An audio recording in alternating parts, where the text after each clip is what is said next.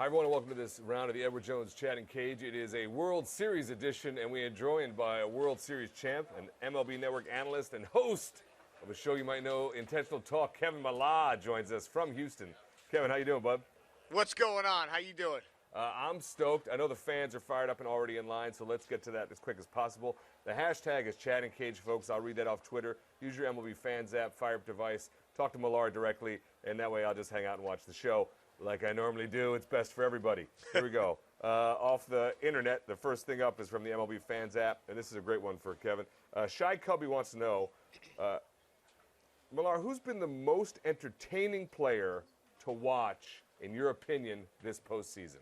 Well, it's hard not to say Puig. Yasiel Puig, you either love him or you hate him, right? I think when he's on your team, he's on your side, you love him. And I think when you're playing against him, you hate him. With some of the antics. But as far as entertaining, has the full package. You know, can throw, can hit, has power, he has speed. And I'm going to tell you right now, we had him on the show today. I grabbed his arms and legs, and he's like a brick. So that'd be my final answer, Mr. Puig. Mr. Puig, indeed. And you should check out the Intentional Talk feed on Twitter. That whole entrance, including the gun show that's involved with that shirt, is worth the watch right there. He is entertaining. No doubt about that. A fan joins us here in the cage. What's your name, sir? What's your question for Kevin? My name is Isaac, and my question is, what was it like playing in Boston? Well, you know what, Isaac? It was awesome. To be honest with you, people ask you, I played for the Marlins and the Red Sox and the Orioles and the Blue Jays and got released by the Cubs in 2010, but Boston was truly amazing. Obviously, we won the World Series in 2004, but we had such a great group of guys.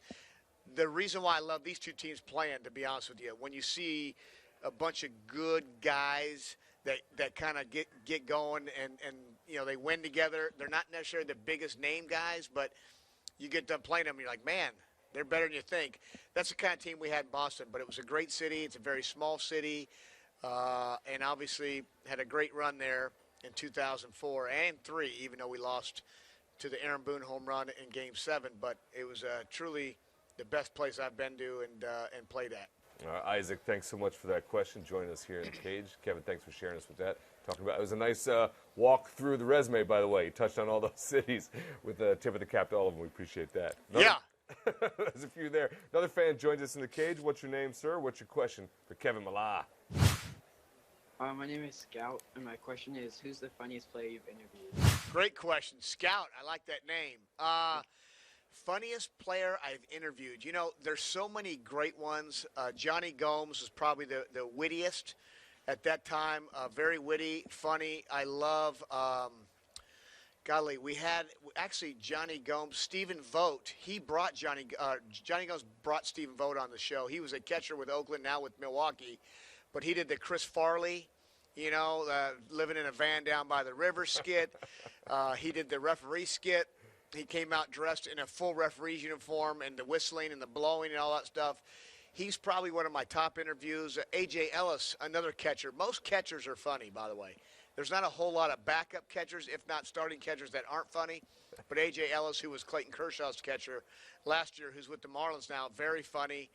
Actually, his wife delivered one of, I don't know how many babies or kids they have, but delivered the baby in the back seat of his car on the way to the hospital.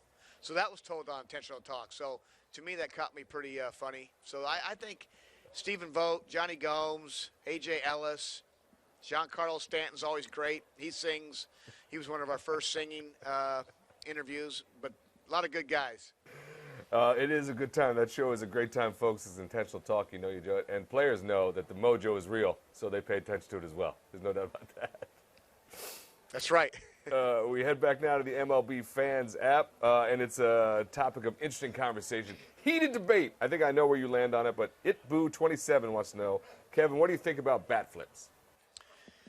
Yeah, I will tell you this. I've come a long way on the Batflips. At first, I'm kind of like, and I got done playing, just a little while ago, 7 years ago, and it feels like 20 years when you look at some of the antics that go on. Having fun, though. I mean, you watch the WBC, a lot of that stuff. I understand now, like it's, have more fun, show more emotion. Batflips, though, you can do anything you want. And I always say you can do anything you want, but don't complain when the pitcher drills you next at bat. And I think if you want to do a 360, if you want to throw your bat up in the air and show them up, there could be 95 right around the corner. But that's the way the game was played back in the day. Right now, I think it's more accepted. And I do think that it's okay to adjust and accept it more. You just got to be careful of how high and how often. So that's I'm all in right now in the World Series. I love that, coming all the way around, the full evolution of thought. There'll be a doctoral thesis on Batflips before we're all said and done with that. Another fan joins us here in the cage. What's your name? What's your question for Kevin Millar? Say it again. Caitlin. Hey, Caitlin, what's your question? What was your favorite ballpark to hit in? Caitlin, you know what? I'm a pull hitter. I was a right-handed hitter. I'll give you a couple. I mean, Fenway Park was my favorite because it was only 306 feet to left, even though we have a 37-foot high wall that they call the Green Monster. But I truly love San Francisco Stadium. AT&T Ballpark is awesome. It's pretty. I mean, you have the bridge, you have the water. You're kind of all in one. Really cool. This place, I love where we're at in Houston. Absolutely gorgeous ballpark. It has the train tracks. You have the oranges up there. It's truly a great place, and it's got a roof in case it gets too hot also. So this is probably my third favorite behind Fenway Park in San Francisco. Well said there. Caitlin, thanks so much for joining us here in the cage. Folks, be like Caitlin, fire up that device. Ask Kevin Millar a question directly before we run out of time, which is coming up soon. In the meantime, it's time for the EDJ question of the day. Kevin Millar, if you had an MVP vote, who would you take in each league? Who is your MVP? Great question. Jose Altuve is my MVP in the American League. I know Aaron Judge had a remarkable year, but he went bad for about 6 to 8 weeks. I don't think to win an MVP, you can go that cold. I think Jose Altuve has done it consistently all year round. Batting title, homers, stolen bases, defensively. So he's my pick there. Man, in the National League, there's a lot of great ones, and it's hard to pinpoint. I mean, you had Goldschmidt, Arenado, Charlie Blackmon, even on the Colorado Rockies, had a wonderful year. They made the postseason. So if I had to pick one, man, Arenado drove in 130-plus RBIs. And I know that they didn't win the World Series and they're not here, but I will say he pushed them to the postseason. I would say Nolan Arenado for the complete package would take my vote. There you go. Those are pretty good. That's pretty good contention for those that are listening. I think it's a fair case on both sides. Altuve is amazing. Just so much fun to watch, even in the World Series. And as we do that, yes. As we talk about the World Series, I think those who've been watching know you had the Astros in 5. So let's take out the game number. And my socks are white from the MLB Fans app wants to know, Kevin, what do both teams need to do in order to take this series? What are the keys for each team to win this thing out? Well, the Astros at home during this postseason have not trailed ever this postseason. So that's an interesting, tidbit. They're 6-0, I believe, here at home, but they haven't even trailed an inning at home. So I think it's important, if you're the Dodgers, to go ahead and get a lead and try to break that streak. And, that I think that takes out the crowd when you're on the road, is that, when the opposing team scores first, it kind of silences everybody. But that would be my thing to the Dodgers. If you're the Astros, I'd try to say, keep that up, buddy. I mean, keep that up. Just go out there and score, bash the baseball, and don't trail. I think they survive more on the long ball. So they're going to have to hit some home runs here at home and do their thing, and that'd be my key for them. All right, both sides of it there in Houston as we head into 3 games to see how this 2017 season winds up. 2 tremendous games already in the books, so we're excited to see how these next ones come up. This is Kevin Millar taking your questions in the cage. Another fan joins us. What's your name, sir? What's your question for Kevin? My name's Dan, and what were your fondest memories about playing at Lamar? Yes, Danny. Lamar University. It's an hour and a half up the road here in Beaumont, Texas. I left there 1993. Went there 2 years. I actually love Vincent Beck Stadium. I'll tell you what, I went to LA City Junior College, grew up in Los Angeles, went there 2 years, and then went to Lamar, transferred to Beaumont, Texas. Everybody's like, wow, from LA to Beaumont. But I tell you the truth, this is the truth. I love the girls' accents, and that's what got me over the hump right there. So It was the Texas accents. Y'all come back here. Y'all come back here, you know. But I love Vincent Beck. I love Jim Gilligan. Was awesome. He was he just retired here a year and a half ago. And it was just a great place, great family atmosphere, and a fun time. All right, there you have it, folks. A quick brief idea, too. This is sort of a Millar series. It's Southern California, Texas. There's a lot going on there. As he noted, 62 years ago in Los Angeles, he won a high school championship. So we're very proud of him for having done that. Another fan joins us from the road, it looks like, hopefully as a passenger in that vehicle. Again, don't chat and cage and drive. That's not safe for anybody. What's your name, sir? What's your question for Kevin Millar?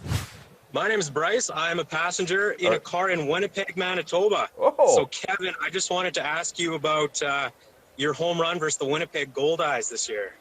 Yes, Bryce. Okay, so I'm going to be honest with you. I took about 25 swings in my garage the Friday night before I had to fly to St. Paul, Minnesota, and got there, took some batting practice, haven't faced live pitching in probably, what year are we in, 17? Yeah, so 7 years ago. And kind of went up there expecting just a ground ball to short would be awesome.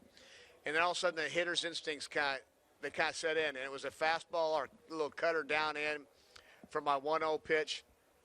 I mean, my 0-0 pitch to make it 1-0. And then he shook once and he shook twice. I'm thinking, man, is he going to come back with the fastball? Because I thought he was going to throw a little changeup. After they kind of go hard in, usually go soft away. And I kind of went right into a fastball. Basically hit the fastball. I did not hit a home run out in batting practice all day. So I'm thinking I can't hit a ball with a fence anymore. I'm 45 years old. And when I hit it, I'm like, that ball's gone. So I kind of did the old little drop the bat, crow hop, no bat toss. Just dropped it and kind of crow hop, but knew it was a home run. I think I blacked out around second base. I'm like, did this just happen? A 45-year-old dad who hasn't hit 7 years just hit a home run. Yep. And home runs aren't easy to hit. I don't care if he's telling you what's coming. Everybody said, hey, he told you what's coming. I go, so the batting practice coach. I couldn't hit one then. So it was really a cool feeling, and it was unbelievable. There was like 9,000, 10,000 people, fans there. So it was when I was around the base, I was like, you know what, enjoy this for this last 20 seconds I had around these bases. It was one of the great moments in non-Major League Baseball. One of the exciting times we all saw that, the Mar thing. What I love most about that story, and I appreciate Bryce asking you, is the way you walked us through.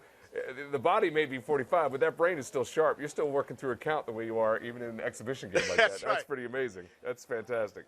All right, Kevin, I know Game 3 is coming up in Houston. There's a lot going on, but before we say goodbye to you, Walden 45 wants to know it. It's a two-parter, but I think we'd all love to find out who is currently your favorite player, and who was your favorite player maybe all-time or growing up?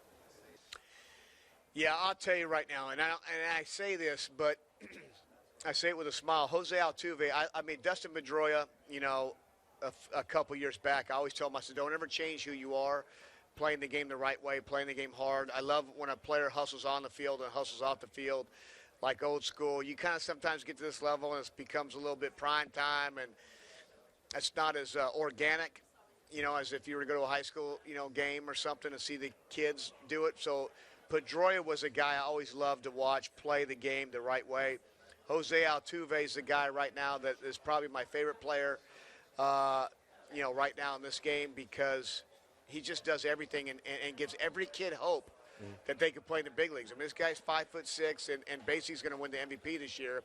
Dustin Pedroia won an MVP, I believe it was in 03, 4, 5, 6, I'm not sure, 7, whatever it was, but he was an MVP guy. Yep. And he's probably 5'9", but just the way those guys, play baseball, and that's what makes this game so special, is you can be 6'8" like Aaron Judge, or you can be 5'6" like Jose Altuve. It is great, and it is a tremendous sport, which allows a lot of opportunity for everybody who loves it and has some passion for it. There's no doubt about that. We all appreciate and love watching it. Real quick before we say goodbye, for those who haven't heard yet, who do you have in this World Series and why? All right, so in March, before the season started, I had Dodgers Astros in the World Series. True. We have that on tape, so it's valid. Absolutely. I said, and the Astros win the 2017 World Series. And then when the series started, I said Astros in 5. They lost Game 1. They won a great game in Game 2. They have a chance to win 3 straight, and that would make the all-time prediction perfect. So I don't think it'll be like that anymore. I think these teams are too close. I think you'll see a Game 7 extra inning game. But no, I have the Astros winning the series. All right, well, there you have it, folks. That is prediction, and all of that is true. We'll see if it goes back to L.A. or if Kevin Millar touched on something special way back in March. We'll all find that. Fans, I want to thank you for being a part of the Edward Jones Chatting Cage. You make this show work. Without you, it's just me yelling at a screen, which is just the rest of the time. Kevin Millar, you have some good times here before Game 3, hanging out with fans?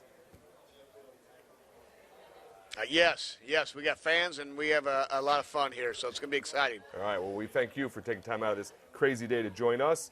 And, folks, that wraps it up for 2017. We will see you on the Edward Jones Chatting Cage early season, opening day probably, 2018. Have a great World Series, and we'll see you then.